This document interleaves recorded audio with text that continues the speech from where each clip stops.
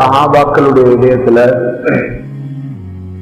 யாராவது தப்பெண்ணம் கொள்ளுவாருண்டா அவருடைய நிலைமை என்ன? சஹாபாக்கள் அல்லாஹுடைய தூதர் ஸல்லல்லாஹு அலைஹி வஸல்லம் அவர்களுடைய தோழமைக்காக தேர்ந்தெடுக்கப்பட்டவர்கள்.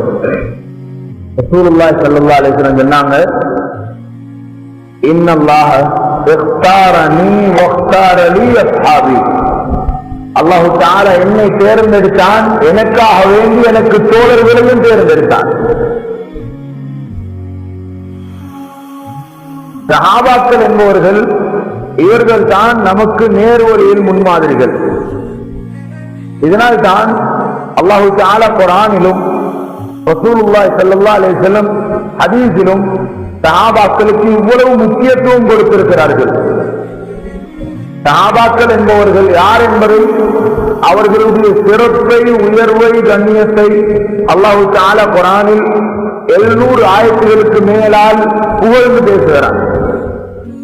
குர்ஆனுடைய 6666 வசனங்களில் 700 வசனங்களுக்கு மேலால் அல்லாஹ் ஒரு கூட்டத்தாரை புகழ்கிறான் என்றால், அவர்களுக்கு ஒரு அந்தஸ்தை கொடுக்கிறான் என்றால், அவர்களுக்குரிய அந்தஸ்து, அவர்களுடைய உயர்வு ஏன் இவ்வளவு வலியுறுத்தப்பட வேண்டும்? இந்த தீனுல் இஸ்லாத்துடைய அடிப்படை என்பது குர்ஆனும் சுன்னாவும் தான், சந்தேகம் கிடையாது. தீனுடைய அடிப்படை குர்ஆனும் சுன்னாவும். ஆனால் நேர்வழி என்பது குர்ஆனும் சுன்னாவும் என்று சொல்லப்படவில்லை. நல்ல முறையில் விளங்கிக் கொள்ளுங்கள். தீனுக்கு அடிப்படை குர்ஆன் சுன்னா, சந்தேகம் கிடையாது. ஆனால் நேர்வழி என்பது குர்ஆன் சுன்னா என்று சொல்லப்படவில்லை. நேர்வழி தீனுக்கு அடிப்படை குர்ஆன் சுன்னாவாக எப்படி இருக்கிறதோ அதே போன்றுதான் அனைத்து வழிகேடர்களும் அவர்களுடைய வழிகேட்டுக்கும் அடிப்படையாக குர்ஆன் சுன்னாவைத்தான் ஆக்கினார்கள். நல்ல முறையில் விளங்கிக் கொள்ளுங்கள். எவ்வாறு தீனுடைய அடிப்படை குர்ஆன் சுன்னாவாக இருக்கிறதோ அதே போன்று வழிகேடர்கள் அவர்களுடைய வழிகேட்டுக்கு அடிப்படையாகவும் குர்ஆன் சுன்னாவைத்தான் ஆக்கினார்கள்.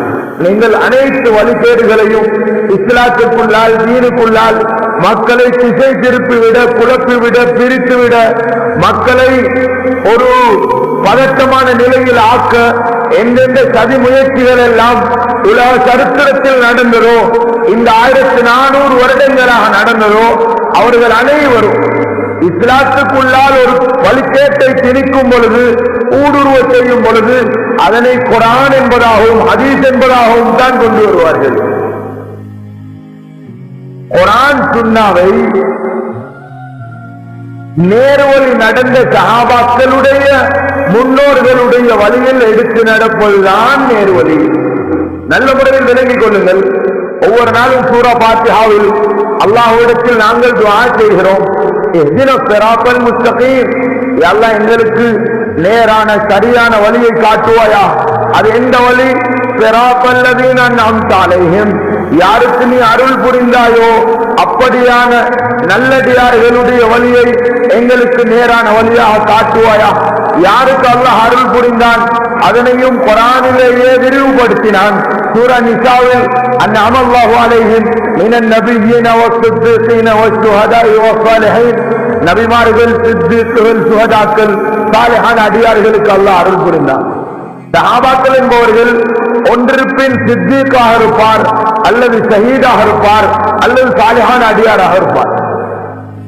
அல்லாஹ் தஆலா நேர்வழி என்று சொன்னது சித்தீக்குகளின், ஷஹீதுகளின், சாலிஹான அடியார்களின் வழியைத்தான். சஹாபாக்களில் இந்த 3 கூட்டத்தார்களும் தான் இருந்தார்களே ஒழிய 4வது ஒரு கூட்டம் சஹாபாக்களில் கிடையாது. சஹாபாக்கள் ஒன்றிற்பின் சித்தீக்குகள், உண்மையாளர்கள், அப்படி இல்லை என்றால் ஷஹீதுகள், உயிர் தியாகிகள், இல்லை என்றால் சாலிஹான நல்லடியார்கள். சாலிஹான அடியார்கள் என்றால் அல்லாஹ் தஆலா சாலிஹான அடியார்களுக்கு சுவர்க்கத்தை வாக்களிக்கிறான். அனைத்து சஹாபாக்களுக்கும் எந்த விதிவிலக்கும் இல்லாமல் அல்லாஹ் சுவர்க்கத்தை வாக்களித்தான்.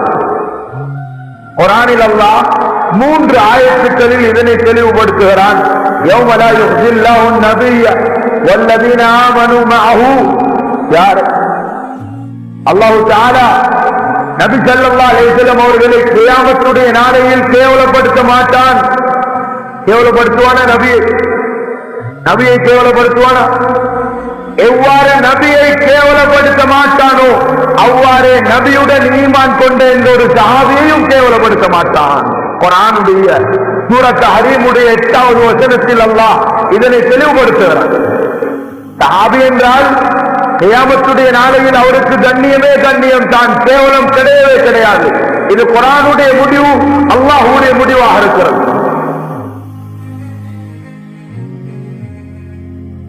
அன்பார்ந்த அல்லாஹ்வின் நல்லடியார்களே, சஹாபி என்று வந்தால் அவர் அல்லாஹ்விடத்தில் சுவர்க்கவாதியாக, உயர்வானவராக, பொருந்திக் கொள்ளப்பட்டவராக.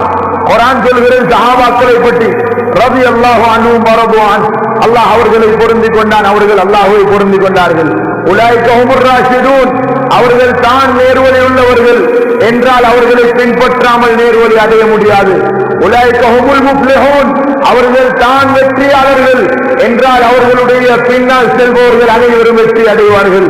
உலாயிக ஹுமுஸ் ஸாதிகூன், அவர்கள் தான் உண்மையாளர்கள். உலாயிக ஹுமுல் முஃமினூன ஹக்கா, அவர்கள் தான் உண்மையான முஃமின்கள் என்று குர்ஆன் சொல்கிறது.